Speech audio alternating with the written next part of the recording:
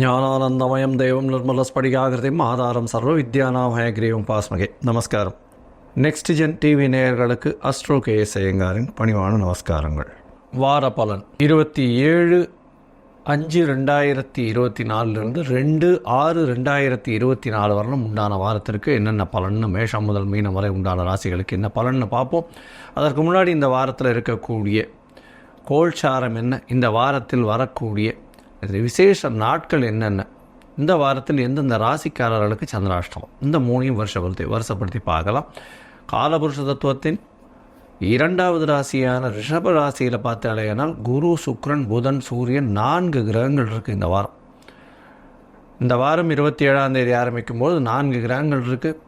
கேது பகவான் ராசிக்கு 6ஆம் இடத்துல, அதாவது காலபுருஷ தத்துவத்தின் 6ஆம் இடம் அப்படின்னு சொல்லக்கூடிய கன்னி ராசியில் கேதுவும், கும்பத்தில் சனி பகவானும், மீனத்தில் ராகுவும் செவ்வாயும் இருக்கா. இந்த வாரத்தில் சந்திர பகவான் பூராட நட்சத்திரம், அதாவது தனுசு ராசி பூராட நட்சத்திரத்திலிருந்து ரேவதி நட்சத்திரம் மீன ராசி வரலும் போகிறார். இதன் மூலியமாக அதிவேகமாக செல்லக்கூடிய கிரகம் அப்படின்றவர் தனுசு, மகரம், கும்பம், மீனம் இந்த 4 ராசியிலையும் போகிறார் இந்த வாரம். இந்த வாரத்தில் செவ்வாய் பகவான், அதாவது மீன ராசியில் இருக்கக்கூடிய செவ்வாய் 31/5/2024 அன்னைக்கு மேஷ ராசிக்கு பெயர்றார். இது மாத கிரக பயிற்சி இருந்தாலும் இந்த வாரத்தில் வருது. மேஷத்தில் போய் ஆட்சி பெற்ற ஆண் செவ்வாயாக இருக்க போகிறார். பெரிய ஏற்றத்தை எல்லாம் கொடுக்க போகிறார். பெரிய மாற்றங்களை எல்லாத்தையுமே கொடுக்க போகிறார்.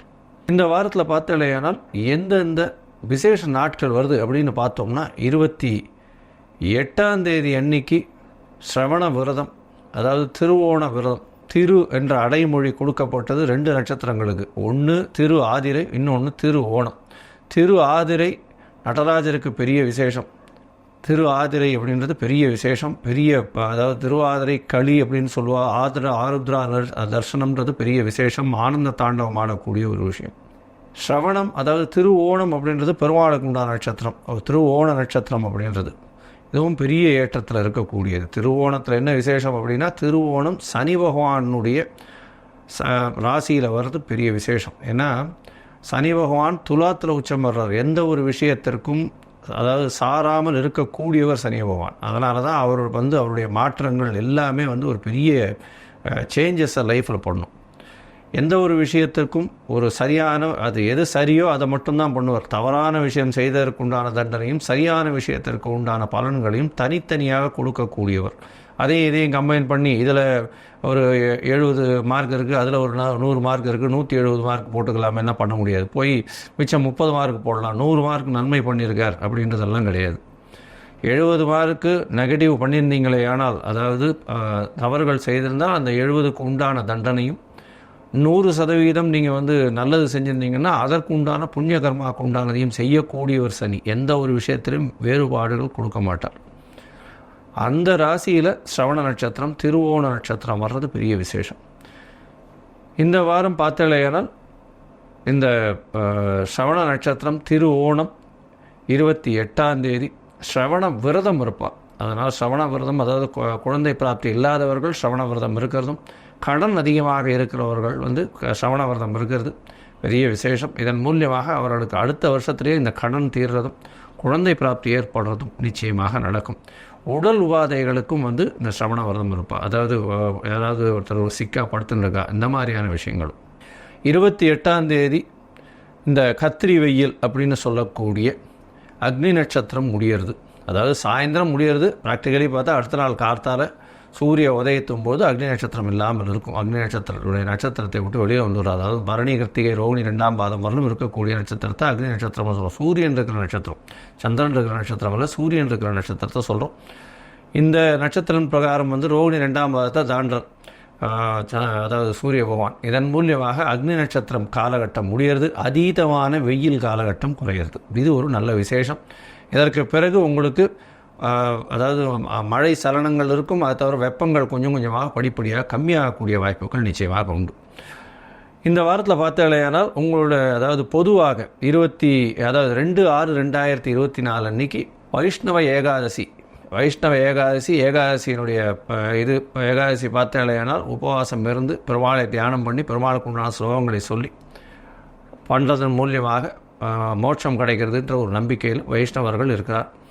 இந்த வைஷ்ணவ ஏகாதசிக்கும் மிச்ச ஏகாதசிக்கும் என்ன வித்தியாசம்னா, வைஷ்ணவ ஏகாதசின்றது சூரிய உதயத்திலிருந்தே ஏகாதசி இருந்தால் மட்டும்தான் வைஷ்ணவ ஏகாதசின்னு எடுத்துக்கொள்ளப்படும். ஒரு நாழிகையோ அரை நாழிகையோ 10 வினாழிகையோ இந்த மாதிரி ஒரு தசமி சேர்ந்து இருந்துட்டேனால் அது வைஷ்ணவ ஏகாதசியாக எடுத்துக்கொள்ளப்படாது. அதனால் வைஷ்ணவ ஏகாதசின்னும் போது சூரிய உதயத்தின் பொழுது ஏகாதசி இருக்கணும். அதுதான் வைஷ்ணவ ஏகாதசியினுடைய தாத்பரியம். இதன் மூலியமாக பார்த்தோம்னா வைஷ்ணவ ஏகாதசியில் வைஷ்ணவர்கள் உபவாசம் இருந்து அன்றைக்கி நாளும் பெருமாளுக்கு இதுவாக இருந்து அடுத்த நாள் துவாதசி மட்டும்தான் பாரணம் பண்ணுவாள். அதாவது துவாதசி அன்றைக்கி தான் சாப்பிடுவாள். அந்த வயசானவா இவெல்லாம் சொஜ்ஜி பண்ணுறது சொஜ்ஜி பண்ணி சாப்பிட்றது வழக்கமாக இருக்கும்.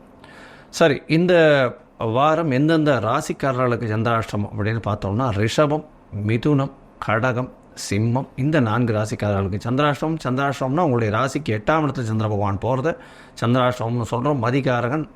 மதிகாரகன் மறைந்திருக்கக்கூடிய காலகட்டத்தில் தவறான முடிவுகள் எடுக்கக்கூடும். இதனால் சந்திராஷ்டமத்தன்னைக்கு புதிய முயற்சி வேண்டாம், வெளியூர் வெளிமாநில பிரயாணம் வேண்டாம்னு சொல்கிறோம். ஒருவேளை பண்ண வேண்டிய கட்டாயத்தில் இருந்தால் சந்திரனுக்கு உண்டான எளிய பரிகாரம் அப்படின்னு சொல்லக்கூடிய அருகில் இருக்கக்கூடிய கோவிலில் உங்களால் முடிஞ்ச அளவுக்கு பசும்பால் வாங்கி கொடுங்க.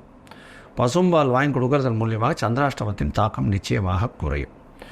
சரி, இப்போ ஒரு ராசியாக மேஷம் முதல் மீனம் வரை இந்த 27/5/2024 2/6/2024 வரை உண்டான பலன்களை பார்க்கலாம். அதுக்கு முன்னாடி என்னுடைய மொபைல் நம்பர் ஸ்காலில் வந்துட்டுருக்கோம், கீழே வந்துட்டுருக்கோம். உங்களுக்கு அஸ்ட்ராலஜிக்கல் கன்சல்ட் தேவைப்பட்டதுன்னா என்னுடைய மொபைலுக்கு ஃபோன் பண்ணுங்க. உங்களுடைய date, time, place of birth அனுப்பிச்சாங்கன்னா அதில் சந்தி இருக்கான்றதை பார்த்து, நட்சத்திர சந்தி, பாத சந்தி, லக்ன சந்தி இது எல்லாத்தையும் பார்த்துட்டு உங்களுக்கு உண்டான எளிய பரிகாரம்னா இன்றைய கோச்சார நிலைமை பிரகாரம் எப்படி இருக்குது, உங்களுடைய தசாபுக்தி அந்தரம் சூக்ஷ்மம்லாம் எப்படி இருக்குன்றதை பார்த்துட்டு உங்களுக்கு உண்டான பலன்களை சொல்கிறேன். அதுக்கு உண்டான கட்டணம் என்னன்றதையும் சொல்கிறேன். அந்த கட்டணத்தை செலுத்தினதுக்கப்புறம் உங்களுக்கு அப்பாயின்மெண்ட் தரேன். இப்பொழுது மேஷம் முதல் மீனம் வரை 27/5/2024 2/6/2024 வரை உண்டான பலன்கள் பார்க்கலாம். மகரம், உத்திராடம், திருவோணம், அவிட்டம் இந்த 3 நட்சத்திரம் 9 பாதங்களை கொண்ட ராசி. ராசியின் அதிபதினு சொல்லக்கூடிய ஒரு சனி பகவான் ராசிக்கு 2ஆம் இடத்துல 7.5 சனி நடக்கிறது. பாத சனி, தனம், குடும்பம், வாக்குஸ்தானம்னு சொல்லக்கூடிய இடத்துல சனி பகவான் இருக்காரு. எப்படி சார் இருக்கும் அப்படின்னா நல்லபடியாக இருக்கும். ஏன்னா ராசிநாதனே சனி பகவான், 2ஆம் இடத்துல ஆண் சனி. அதனால் உங்களுடைய பேச்சை தவிர மிச்ச எல்லா விஷயத்திலும் நல்ல ஒரு ஏற்றம் இருக்கும். பணவரவு நல்லபடியாக இருக்கும். கணவன் மனைவிக்குள்ள நல்ல ஒரு அந்யோன்யம் இருக்கும். குடும்பத்தில் நல்ல ஒரு அமைதி நிகழக்கூடிய வாய்ப்புகள் நிச்சயமாக உண்டு. ராசியை குரு பகவான் பார்க்கறதுனால உடல்நலத்தில் நல்ல ஏற்றம் இருக்கக்கூடிய காலகட்டமாக அமையும். இந்த வாரத்தில் பார்த்தீங்கன்னா உங்களுடைய ராசிக்கு 3ஆம் இடத்துல ராகுவும் செவ்வாயும் இருக்கா. ராகு பகவான் முயற்சிகள் அனைத்திலும் வெற்றி பெறக்கூடிய வாய்ப்புகளை கொடுப்பார். அபரிமிதமான திங்கிங் கொடுப்பார். அதாவது யோசிச்சே பார்க்க முடியாத அளவுக்கு ஒரு பெரிய கற்பனா சக்தியெல்லாம் கொடுத்து அதை திங்க் பண்ணி அதில் வெற்றி பெறக்கூடிய, அதற்கு பின்னாடி ஓடக்கூடிய சக்தியையும் உங்களுக்கு கொடுப்பார். உங்களுடைய ராசிக்கு பார்த்தோன்னா 9ஆம் இடத்துல இருக்கக்கூடிய கேது பகவான் மூலியமாக தந்தையின் உடல்நிலையில் சற்று பிரச்சனைகள் இருக்கக்கூடிய பாக்கியம் உண்டு.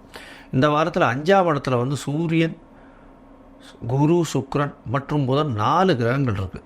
4 கிரகங்கள் 5ஆம் இடத்துல நல்ல ஒரு ஏற்றத்தில் இருக்கக்கூடிய காலகட்டம். 5ஆம் இடத்துல 5ஆம் அதிபதி ஆட்சி, குரு பகவானோட சேர்க்கை, பெரிய ஏற்றம் கிடைக்கக்கூடிய காலகட்டம். இதன் மூலியமாக குழந்தை பிராப்தி ஏற்படக்கூடிய பாக்கியம் நிச்சயமாக உண்டு. அதாவது கல்யாணமாகி ரொம்ப நாள் குழந்தை பிராப்தி இல்லாதவர்களுக்கு குழந்தை பிராப்தி நிச்சயமாக அமையக்கூடிய வாய்ப்புகள் உண்டு.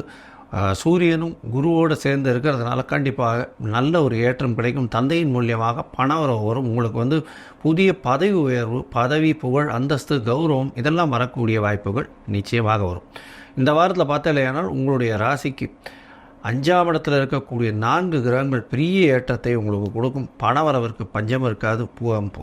தொழிலில் ஒரு பெரிய ஏற்றம் கிடைக்கக்கூடிய காலகட்டமாக இருக்கும். ஏன்னா உங்களுடைய ராசிக்கு 5, 10 அதிபதினு சொல்லக்கூடிய சுக்கிரனும் 5ஆம் இடத்துல ஆட்சி பெற்று போயிருக்கிறது பெரிய விசேஷம். இந்த வாரம் 31ஆம் தேதி 31/5/2024 அன்றைக்கி செவ்வாய் பகவான் 4ஆம் இடத்துல ஆட்சி பெற்று போகிறார். பெரிய ஏற்றம், தாயின் உடல்நிலையில் நல்ல ஒரு ஏற்றம் கிடைக்கக்கூடிய காலகட்டம். புதுசாக வீடு மனை வாங்கக்கூடிய பாக்கியம் நிச்சயமாக உண்டு. தொழிலில் பெரிய ஏற்றம் கிடைக்கும். அதுவும் இந்த ஐடி ப்ரொஃபஷனில் இருக்கிறவர்களுக்கு திடீர் ஏற்றம் கிடைக்கக்கூடிய வாய்ப்புகள் நிச்சயமாக உண்டு. இந்த வாரம் சந்திர பகவான் உங்களுடைய ராசிக்கு சப்தமாதிபதினு சொல்லக்கூடிய ராசிக்கு 12ஆம் இடத்துல இந்த வாரத்தை ஆரம்பிக்கிறார். 27/5/2024 2/6/2024 வரலும் உண்டான நாளில் 27ஆம் தேதி மாலை ஒரு 4:45 மணி வரலும் சந்திர பகவான் உங்களுடைய ராசிக்கு 12ஆம் இடத்துல இருக்கார். 12ஆம் இடத்துல சப்தமாதிபதி இருக்கிறதுனால சில செலவுகள் பார்ட்னர்ஷிப் மூலியமாக வரக்கூடிய வாய்ப்புகள் உண்டு. எதிர்பாலினத்தவர்களுக்கு சில செலவுகள் செய்ய வேண்டிய காலகட்டமாக அமையும். உங்களுடைய ராசியிலேயே சந்திர பகவான் வரார், குருவினுடைய பார்வையில் இருக்கார். 27ஆம் தேதி மாலை 4:45 29ஆம் தேதி இரவு 8:30 மணி வரலும் இருக்கக்கூடிய காலகட்டமாக அமையர். உங்களுடைய உடல் நலத்தில் நல்ல ஒரு ஏற்றம் இருக்கும். பார்ட்னர்ஷிப் தொழிலில் பெரிய ஏற்றம் இருக்கும். நண்பர்கள் மூலியமாக நல்ல ஒரு ஏற்றம் கிடைக்கக்கூடிய காலகட்டம். உற்றார் உறவினர்கள் மூலியமாக நல்ல ஒரு ஏற்றம் கிடைக்கக்கூடிய காலகட்டமாக அமைப்போகிறது. இந்த வாரத்தில் உங்களுடைய ராசிக்கு 2ஆம் இடத்துல சந்திர பகவான் போகிறார். சனி சந்திரன் புணர்ப்பு யோகம் இருக்குது. சனி சந்திரன் சேர்க்கை இருக்கக்கூடிய காலகட்டம். சந்திர பகவான் 29ஆம் தேதி ராத்திரியிலேருந்து 31ஆம் தேதி இரவு 10:30 மணி வரலும் இருக்கக்கூடிய காலகட்டம். பணவரவிற்கு பஞ்சம் இருக்காது. பார்ட்னர்ஷிப் பிஸ்னஸில் பெரிய ஏற்றம் கிடைக்கக்கூடிய காலகட்டமாக அமைய போகிறது. பார்ட்னர்ஷிப் மூலியமாக நல்ல தனம் வரக்கூடிய வாய்ப்புகள் நிச்சயமாக உண்டு. படிப்புகளை கொஞ்சம் ஜாகிரதையாக இருக்கணும். பேச்சில் ரொம்ப ஜாகிரதையாக இருக்கிறது நல்லது. சனி பகவான் இருக்கிறதுனால நீங்கள் பேசக்கூடியதை தவறாக புரிந்து கொள்ளக்கூடிய வாய்ப்புகள் நிச்சயமாக அதிகம். உங்களுடைய ராசிக்கு 3ஆம் இடத்துல சந்திர பகவான் போகிறார்.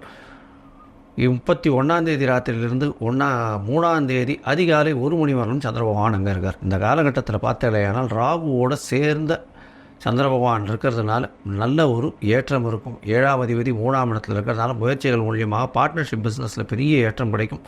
எதிர்பாலினத்தவர் மூலியமாக நல்ல ஒரு ஏற்றம் கிடைக்கும். ஆனால் இளைய சகோதரர்கள் கூடவாக சிறு பிரச்சனைகள் வந்து போகும். இந்த வாரம் இந்த அயர்ன் அண்ட் ஸ்டீல் வியாபாரம் பண்ணுறவங்க, மைனிங் பிஸ்னஸ் பண்ணுறவங்க, கம்யூனிகேஷன் இது பண்ணுறவங்க, அதை தவிர அட்வொகேட்ஸு, ஜட்ஜஸாக இருக்கிறவங்க, இவங்களுக்கெல்லாம் நல்ல ஒரு ஏற்றம் கிடைக்கக்கூடிய காலகட்டமாக இருக்கும். சட்டம் ஒழுங்கு அதில் இருக்கிறவங்களுக்கு நல்ல ஒரு ஏற்றம் கிடைக்கக்கூடிய காலமாக இந்த வாரம் அமையிறது. இந்த வாரத்தில் நீங்கள் அருகில் இருக்கக்கூடிய சரபேஸ்வரரை போய் சேவிச்சுட்டு வாங்க. அவருக்கு ஒரு குங்கும அர்ச்சனை பண்ணிட்டு வாங்க. நல்ல ஒரு ஏற்றமும் மாற்றமும் இந்த மகர ராசிக்காரர்களுக்கு நிச்சயமாக வரும். நீங்கள் கருப்பு உளுந்து தானம் கொடுத்துட்டு வாங்க. நல்ல ஒரு ஏற்றம் கிடைக்கக்கூடிய காலகட்டமாக அமையும். லோகா சமஸ்தா சுகினோ பவந்து. நன்றி, நமஸ்காரம்.